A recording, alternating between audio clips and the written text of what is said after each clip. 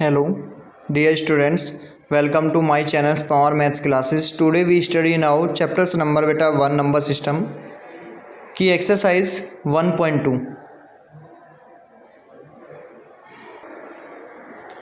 Exercise 1.2 का बेटा question number 1 state whether the following statement are true और false. हमें यहाँ पे कुछ स्टेटमेंट दिए हैं जिन्हें ट्रू और फॉल्स बताना है और उन्हें जस्टिफाई भी करना है। Your answer. फर्स्ट क्वेश्चन से every rational number is a real. बेटा every rational number is a real, yes, क्योंकि बेटा रियल नंबर्स, तो बेटा फर्स्ट पार्ट इसका every irrational number is a real number.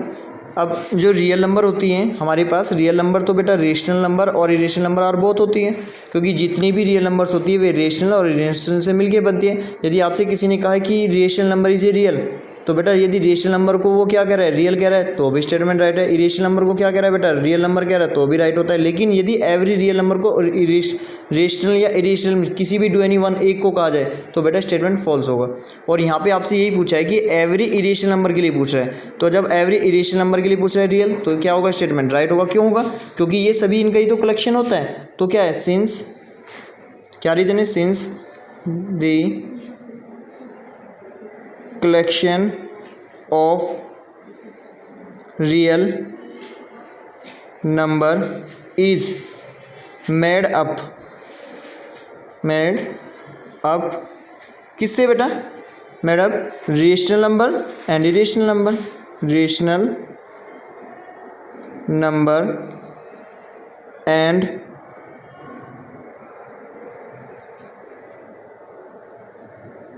irrational number। कि ये जो नंबर हैं आपकी, ये स्टेटमेंट ट्रू होगा क्योंकि ये कलेक्शन होगा किसका, रियल नंबर का, और जो किससे बनी हुई होती है, रेशनल और इरेशनल नंबर से बनी हुई होती है। इसी का बेटा क्वेश्चन नंबर 1 का second part, every point on the number line is the form of root M. यदि किसी नंबर लाइन पे रूट एम की कोई फॉर्मेशन है तो M is a natural number के लिए क्या उनका रिप्रेजेंटेशन हो सकता है। बेटा निगेटिव जो नंबर्स होती हैं रूट के अंदर उनको हम रिप्रेजेंट नहीं कर सकते, जबकि पॉजिटिवली नंबर का हम रिप्रेजेंटेशन शो कर सकते हैं। लेकिन इसने कहा every point on the number line of lies, तो नो।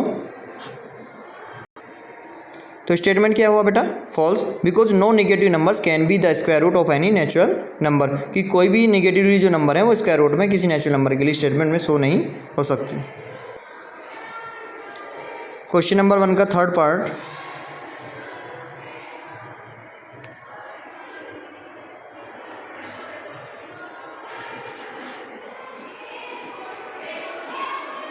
क्या है बेटा, इसके 1 के थर्ड पार्ट में every real number is A irrational number.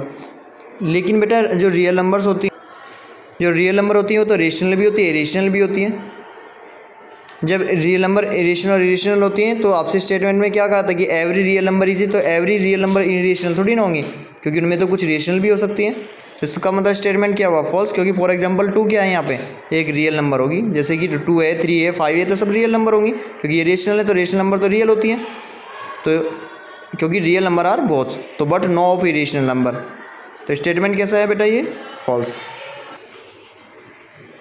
इसी का क्वेश्चन नंबर आपका 2, are the square root of the all positive integer is irrational.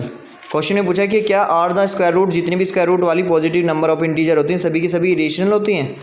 If not give an example of the square root of numbers that is a rational. कोई यदि नहीं तो कोई भी example देके बताइए कि जो नंबर आपकी क्या होती है, रेशनल होती है। तो बेटा ऐसी सभी नंबर्स जितनी भी पॉजिटिव वाली होती है वे सभी रेशनल नहीं होती।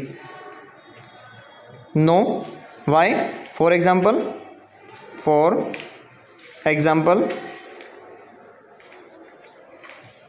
जैसे रूट 4 ले लिया आपने, तो रूट 4 किसके बराबर होता है, 2 के बराबर। रूट 9 ले लीजिए, किसके बराबर होता है, 3 के। ये पॉजिटिव नंबर है और इनके स्क्वायर रूट क्या है, 2 और 3 है। 2 और 3 क्या है बेटा, ये तो रेशनल है, तो इज ए रेशनल,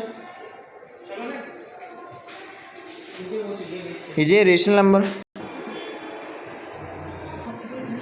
ओके बेटा, इसी का क्वेश्चन नंबर हम 3 लेते हैं। So that root 5 can be the represented on the number line. Exercise 1.2 का क्वेश्चन नंबर 3, किसे हमें रूट 5 को रिप्रेजेंटेड करके दिखाना है।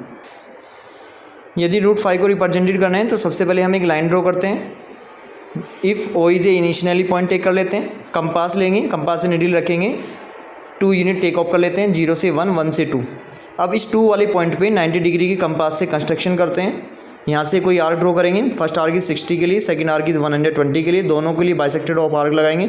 यहाँ से एक लाइन पास आउट कर दीजिए। This line is perpendicular to इस पर पॉइंट ऑफ ए से बी से पॉइंट से ये आपने रोटेट कर दी, तो ए बी परपेंडिकुलर होनी चाहिए इस पर, और इस बी पॉइंट से हमने ओ को क्या कर दिया, ज्वाइन कर दिया। बाय द पाइथागोरस थ्योरम से जब ये आपकी 0 से लेके 2 तक की तो 2 यूनिट है और ये 1 यूनिट है, तो ओ बी का जो स्क्वायर होगा वो किसके इक्वल होगा बेटा, ओ ए स्क्वायर प्लस ए बी के स्क्वायर के। ओ ए कितना है 2, तो 2 का स्क्वायर प्लस 1 का स्क्वायर, 2 का स्क्वायर होता है 4 और 1 का स्क्वायर होता है 1, तो 4 और 1 कितना हो गया 5। तो ओ बी इक्वल टू कितना आ जाएगा √5, क्योंकि ये जो स्क्वायर है ये इधर आ जाएगा इक्वल से, तो स्क्वायर इधर होकर किस में कन्वर्ट हो जाएगा, स्क्वायर रूट में। तो ओ बी की वैल्यू कितनी आएगी √5। तो ये जो वैल्यू आई आपकी ये कितनी आई √5। लेकिन हमें इसे किसे रिप्रेजेंट करना है, इसे लाइन में रिप्रेजेंटेड करना है। तो हम इस ओ वाले पॉइंट को कंपास में टेक ऑफ करेंगे। टेक करने के बाद ओ से लेके बी तक की मेजरमेंट कंपास में लेने के बाद यहाँ से ये जो भी मेजरमेंट है कि बी की कंपास में टेक करते हुए इस पर लाइन ड्रॉ कर देते हैं, आर्क लगा देते हैं, टेक ऑफ करते हैं। तो ये पॉइंट ऑफ कौन सा हो जाएगा ई।